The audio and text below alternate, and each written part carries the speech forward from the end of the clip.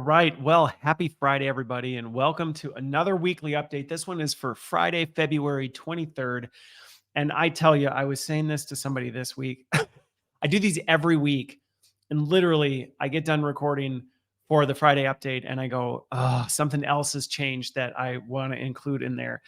So it's always fun. And also, some of this week's came from some of the folks that are listening and watching. So thank you also to those of you who either engage with me on this in our live conversations, if we catch virtual coffee or something like that, or through your messages or emails that I get through LinkedIn or emails. So thank you again. It's always fun when it's a bit of a community experience. And this was a new experiment I added at the end of last year, just because I was getting so many questions on, what do you think about this? Or what do you think about that? Which it's actually funny. That's actually how my podcast started in the first place. Was I got a lot of questions specific to corporate tech and workplace ecosystems. And so then I started a podcast about it because I thought, well, this will help. And now that podcast is expanded, and then it expanded further at the end of the year with this weekly update. So this week, I'm probably going to move a little faster than usual. Well, so before I do, let me just say, please keep the things coming. I love hearing from all of you, and hearing, whether it's helpful or not, but then also just engaging with you on, hey, what are you seeing? What are you encountering that grabs your attention, that you're just curious about another take? So keep sending those along. Thanks for the support and encouragement along the way. So this week I've got 5. One, I'm guessing most people will not be surprised by at all, but the other ones, we'll see what happens. So the first one, we'll start a little dark and heavy on here. I'll be honest, this one's a little bit of a dark and heavy one that, I don't know. I think there's a lot of this out there, and I thought, hey, you know what? It's worth at least talking about a bit. So if you, in any way, shape, or form, have ever heard of Eliezer Yudcowski, he's notoriously pessimistic about the future of where things are going with AI and all of that. And I listen to lots of different folks from all different perspectives. I tend to find myself taking alignment with some of the grim ends of it, but then some of them I'm like, nah, whatever. And so it's interesting where I land and how I react to these. But somebody actually sent this to me and they were like, what do you think? Because historically, Eliezer Yudcowski he's been pretty open for a while that he thought it would be the end of humanity within 50 years. That was kind of the number he was shooting at before. And he recently came out, you can look it up, it's an article on futurism. He recently came out and he said, I'm adjusting my timeline. I think it's going to be more like 5, maybe 10, maybe even as few as 2. So again, I think this is largely a reaction coming from how quickly things are advancing. And I will be the first to say, I too even get overwhelmed, which you'll hear from some of the things I'm talking about this week. There are definitely some things that are moving at a pace that go, well, whatever change is coming, what I agree with on his extreme point is I do think some of the massive scale changes that many have kind of said, yeah, that'll come, but it's not going to come for decades. We probably won't see this for a while. Even I'm on record. I was listening back to something the other day. I'm on record and I agree with this, that I think we are going to see massive, massive change within 5 years. I mean, as in the world will be radically different than we know it today. That's my prediction. So I don't think he's wrong that things will be radically different as soon as 5, 10, even 2 years. That, I think him updating his timeline, I think he's spot on. End of humanity to me feels a little bit extreme. My position on that would be, could technology end humanity? I'm thinking about this on the fly. Could where technology is going and the pace at which it's moving, would it have the potential to end humanity in as few as 2 years, maybe 5 to 10? I think it could. But be careful if you are reacting to that or you quote me on that, because what I would say to that is there has been technological advancements that I would say could have ended humanity in a matter of years when it was coming out. So again, fusion, nuclear fusion and the nuclear bomb, quite frankly, I think that had the potential to end humanity in as few as 2 to 5 years, depending on some of the decisions and how things went. Now, if you know my worldview, I'm coming from a Christian worldview. So for me, it's like, well, nothing's going to happen until it's allowed to happen. But do I think there's probably more risk that, yeah, we're going to see some pretty crazy, wild, dangerous things in a lot less time than the average person is thinking. I would very much agree with that. Do I think we need to be like building a hole in our ground and say, so long, in less than 10 years, we're all going to be gone? That I think is a little bit doomsday and probably more rhetoric to try and stir things up. But I actually do think he believes what he's saying. And I think he has some good reasons to believe that. Again, there's a lot of people that I encounter and engage with who just have a different worldview. And if I had a different worldview, I would probably be more on that end of like, ooh, this is the end, because what other options do we have? So that's where I am with that. But I thought it was funny when somebody shared that. They're like, what do you think? The person that sent it, they're like, what do you think? You think we got more than 2 years? And I do. But to anybody who listens or watches this and goes, oh, this stuff's not going to change that. We're just going to slowly adapt and it'll be fine. I would say with even some of the things I'm going to share today, you might be like, oh, snap.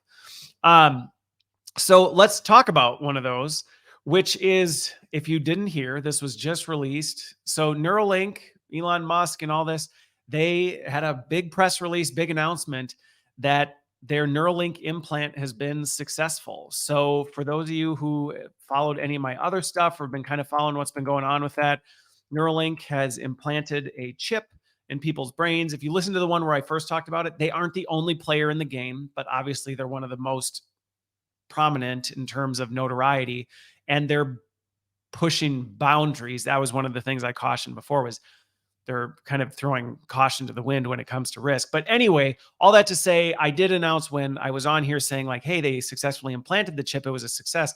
Well, now there's been another update in this implanted chip, in that, again, I haven't taken a ton of time to dig into this, and all these things. A lot of times it's like, well, how successful was it really? I don't always like to react to things as soon as they hit the headlines, because usually there's more to the story. That said, you're probably all like, shut up, Christopher. What did it say? Well, what it said was some of their patients now are successfully controlling the mouse cursor with their brain, with their mind, with their thoughts. They're simply thinking and moving the cursor on their computer around, which, depending on where you land on this, that may freak you the heck out. That may make you wildly excited. That may make you sitting in disbelief. I don't know, or somewhere in between. I personally, going back to my first point, things are moving so much faster than I think anybody I know who's even been in this space for a long, long, long time has said this is moving faster than I can even keep up with. And I will say, yeah, I think when we heard like, hey, chip in the brain, like I think people were thinking like, yeah, it'll be years. And then all of a sudden it was like, oh, or it's 2024. And then it was like, it'll be a while before it really does anything. And then already we're in February and it's like, hey, we're controlling a computer screen. This stuff is moving really, really, really quick. And this is one where I'm curious to see what's next. Now, personally, I have mixed feelings on this, because in some ways, I think could be an incredible and beautiful innovation. I think about people with disabilities who, may not be able to speak or see or hear or whatever, and being able to implant a chip that now can overcome those things, or maybe paralysis. And I mean, again, you start thinking about the healthcare implications of this. There's a lot of really cool potential, maybe. But for me, where I still kind of struggle with, where is that line on transhumanism and how far will we go with it? With, okay, well, like, then what? Do we hook AI up to this? Do we make people internet connected? And you just know, with the pace things are moving, we're just going to keep moving it forward. And especially with it being in, Musk's hands and him at the throne, it's going to just be pushed. And what I'm not seeing is, hey, let's take the time to see what are some of the potential implications, or what are the things that we're not thinking about. But I don't know. I will keep folks updated. I'll keep you updated as I keep following this, because I'm really interested to see where it goes. Again, I think I still am shocked by some of the ads kind of advertising for people to sign up for this thing. And sometimes I just go, what are we doing here? But at the same time, there's also a part of me that goes, yeah, you know what? I've got lots of friends, and I grew up with a sister with disabilities. And so I have mixed feelings. But that's where we are. So the idea that you could control a computer with your brain, with your mind, It's no longer science fiction, folks. So more to come on that one. All right. Now let's talk. If you haven't heard about Air Canada and the chatbot debacle, watch out. This was a risk. Last year, I was cautioning people as they were getting so excited about chatbot integration. Oh, look what we can do with large language models and generative AI. It can be a human being, and all the benefits of having a person, none of the risks. Dun dun dun. Like, big reveal. Here come the risks. I hate to say I told you so, but Air Canada, I told you so.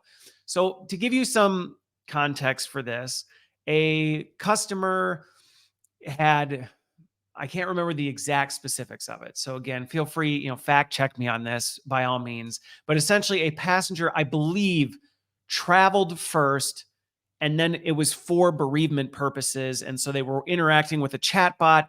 And anyway, the chatbot stated the policy wrong and essentially said they were eligible for a refund or some credit back to this whole thing. And it wasn't correct, it wasn't accurate. And guess what? To me, this was less about, like, you might read the article and go, why would you make such a big deal over, I think it was like $820. Why would Air Canada care about $820? So if you're looking at that and going, this does seem like a little bit of an odd thing to get so up in arms about. Here's the thing about it. And this is the part that I don't think enough people are talking about, is what Air Canada did in response to this was they tried to divorce themselves from their chatbot and basically throw AI under the bus and say, hey, that wasn't us. That was artificial intelligence. It hallucinated, it malfunctioned. Therefore, we should not be accountable for what AI did. Not says the court of law. And I knew this was where things were going to go, is the courts say, I'm sorry, AI cannot be individually held accountable for its mistakes. You, Air Canada, are accountable for its mistakes. And so the courts decided, Air Canada, it was your chatbot. You implemented it. You decided to put it in charge of what it's in charge of. You gave it authority to speak on these things. Like, you made the decision points. You are liable for what your chatbot did, which in some ways I'm like, thank goodness they did, because I think had the courts ruled the other way, this would be opening us up to a whole nother realm of problems. And then maybe Eliezer wouldn't be so wrong, because then all of a sudden you go, well, AI can do whatever it wants, and it's not really our fault.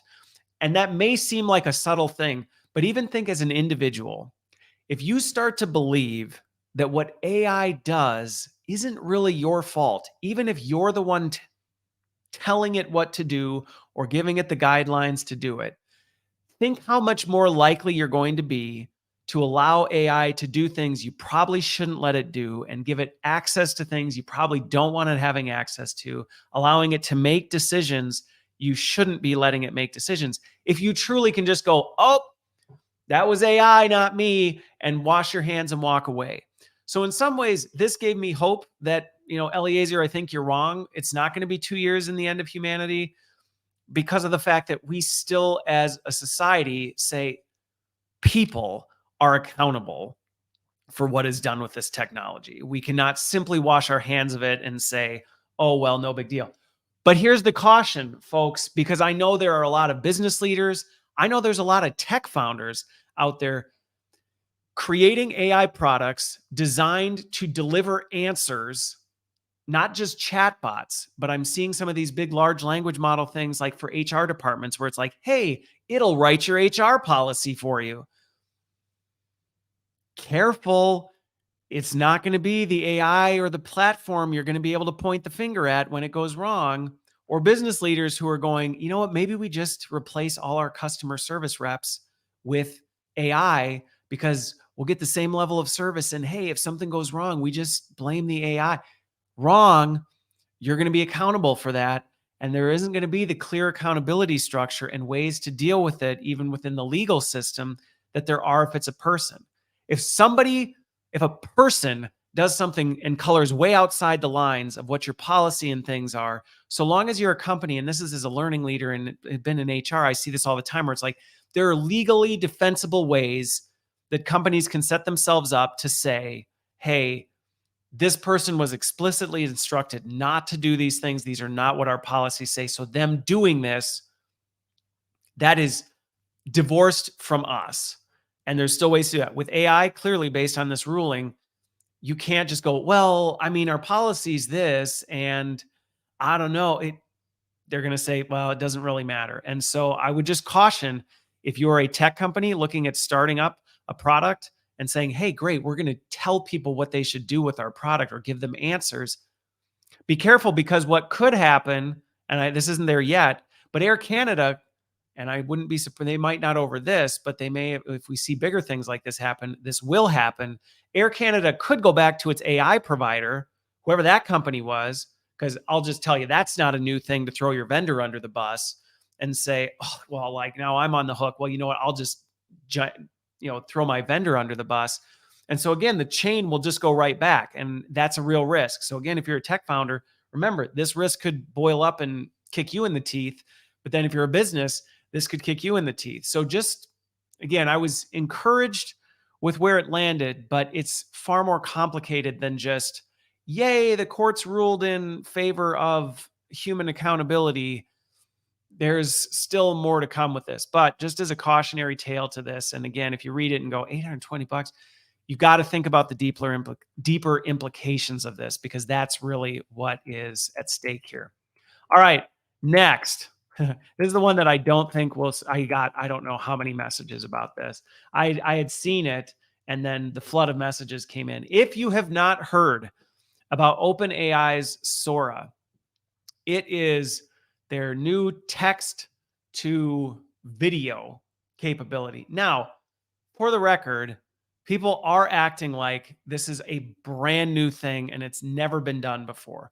I actually know a couple founders who have been doing text to video with AI for a bit. So this isn't necessarily radically new, but the reason it is taking the world by storm right now is, first of all, one, their way of doing it is pretty incredible. I mean, some of the AI text to video products I've seen is, you can kind of tell it what you're trying to do, and it'll pull some stock stuff together and create kind of a meaning visual storyboard for whatever text is going on. This is completely different in that if you look at what OpenAI Sora does, you basically say, I want a video of this, this, this, and this, and it will create.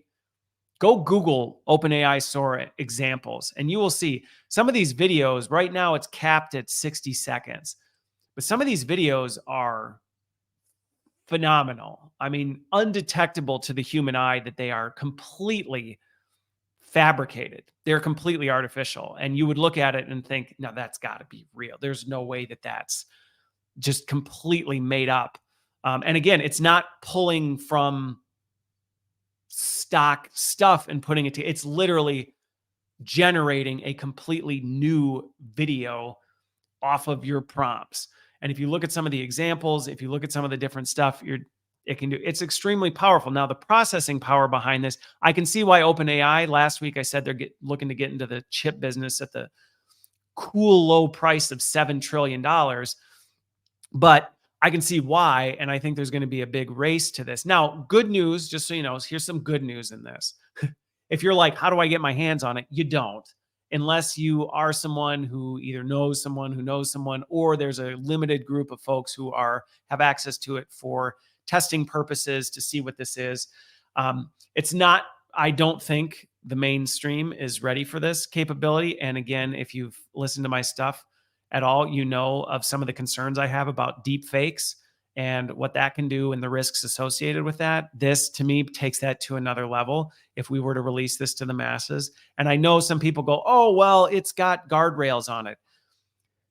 If you've ever tried to jailbreak a large language model, it's not hard. It's not hard to do if you know your way around something. So to even use a supposedly safe model, you could easily start to create artificial, realistic media that I mean, you can see examples of what people have done with this, and you can very quickly start to put the pieces together and go, holy cow. And this goes back to something I've been saying for a while. We are moving into the age of distrust, where people are going to struggle to know what is real anymore. Like, how do I know what is real? Because if you think of that video capability, your ability to generate a totally fake video of something, you can create a totally fake voice of something, you put that all together.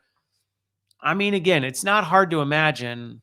I mean, I can see why some of the big names in the space are going, "Haha, we got 2 years left," type of a thing. Again, I don't adhere to that, but I do think things like this are going to create some real difficulty for us. I think, if anything, as people listening or watching, I think discernment and wisdom and taking time to seek to understand before we react to things is going to be especially paramount as we move into this age of artificial information, because it's going to be so easy to just create fake things. And people have a lot of motives to do it. I mean, I'm in the US going into election season. I can only imagine the use cases people are drumming up with something like this and going, hey, we can make, all this stuff happen. So again, this goes back to my very first point. The pace at which things is moving, it is insane. I literally recorded last week's weekly update going, all right, I think I've captured the majority of some of the biggest advancements in the tech space, right? And then boom, I finished recording. I'm like, nope, I just missed probably one of the biggest ones. I even debated going back and re-recording the whole thing, but I don't got that kind of time. So anyway, but this goes back to things are moving extremely fast. And I think it's important that you're aware of this, because this is the kind of stuff that even a video clip, a viral video clip, you see something, you need to be asking, is this real? And do a little bit of fact checking, do a little bit of work, try and understand, get to know, spend time getting to know people. Assume the best before you assume the worst. I can tell you right now, the misinformation that's going to be created with this kind of stuff, it's not going to be created for people's benefit. It's not going to be like, man, wouldn't it be great if we created fake information to inspire and motivate people to treat each other with kindness and love? Like, that's not how people are going to use it. I mean, some might, but that's not the majority. So again, be patient, be kind, be loving to people around you, because you just don't know. And yeah, so anyway, that was a big announcement. I'm interested to see how quickly they take that mainstream. I'm also interested to see what happens. I'll talk a little more about it maybe next week or something like that. I've been following some of the developers over at OpenAI, and GPT-5 is on the horizon. And whether we're ready for that or not is a question that is probably worth me discussing on here. All right. Last but not least, so that I can keep this to a reasonable time, is this is less of a headline I came across and more of a cautionary tale that I would have for either remote or hybrid employees, based on a lot of the things that we're seeing right now. And this is just, again, me kind of seeing what's happening in the world and looking to the future a little bit. Right now, if you look at the environment and this big push to get people back into the office, there is this growing rise in tension between people who are for, in the office and those who are against. We've still got a lot of remote workers as a result of the pandemic. We have people who want to have more flexibility in their job. It is still the number one thing that people prioritize, which, if you're at a company that thinks that employees who show up 5 days a week and sit at their desk all the time are better employees, I just want to kind of extend a warning out there to remote employees or people who maybe don't have super strong relationships, even if you are in the office. The growing rise I'm seeing in proximity bias, in conjunction with the rise of deep fake technology and the advancements in artificial intelligence, that is going to start making people just, one, question everything and maybe only trust what they can tangibly touch in the same room, type of a thing. I just have a sneaking suspicion we're going to start to see companies continue to move towards this. Like, well, if we can't see them, how do we know they're real? How do we know they're actually doing their job?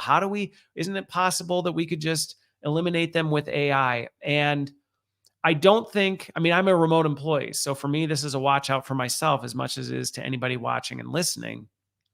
First of all, my call to leaders who may be in a position where they are struggling against this, and maybe this is your tendencies to be like, well, if they're not here and I can't see them, how do I know they're doing anything? Don't let that get you.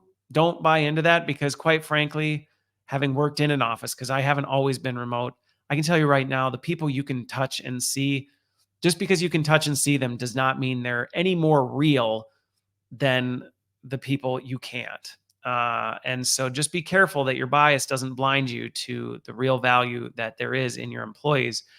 But I think the caution to the folks who are hybrid or who are remote, I think more than ever, it's going to be important to be relentlessly intentional about building strong relationships and finding ways to be present digitally and going out of your way to go to those efforts. Because as AI and this whole stuff starts to rise and people start questioning what is real, the natural tendency is going to be for people to go back to what they're comfortable with, which is, well, I can't possibly be fooled by this, so I'm just going to gravitate towards my bias in that. And as a result, when you gravitate towards something, you gravitate away from something else. And this is just something that, as I've been watching some of the headlines around big CEOs and some of the steps they're taking, who was it? UPS's CEO, and some of the stuff he was talking about with his in office. I mean, there's a number of companies that are just taking some crazy hard stances on this. And I think it's potentially going to get worse. And I think that doesn't mean you should just throw your hands up and go, so what you're saying is screw flexibility, we're just going to have to succumb to this. I don't think that's the response, but I do think you are going to have to accept that as an inevitability and recognize you're going to have to work that much harder to overcome it. And so with that, that would be the guidance and encouragement I would give out to folks before you get to that point. Because there's nothing worse than getting there and going, shoot, now it happened. Christopher was right. Now what do I do with it? Much better if you can say, okay, now I have the runway to put those things in motion, to do these things, to make these changes, to prepare for this kind of stuff. So if it ever gets to that, and I hope I'm wrong. Honestly, I hope I'm wrong. But based on what I'm seeing and what I'm hearing, I don't think I will be. So there's my end on maybe a heavier note than usual, but hopefully there's some encouragement in that you can overcome it. You just need to be intentional, and you have to accept it's a reality. So with that, I hope you have a great week. Check out the bonus content. I dropped an additional live stream this week based on a global sentiment survey that went out and kind of reacted to some of that. So check that out. Keep sending your stuff along. I love hearing from you all, and I hope you have a great week. We will see you on the other side.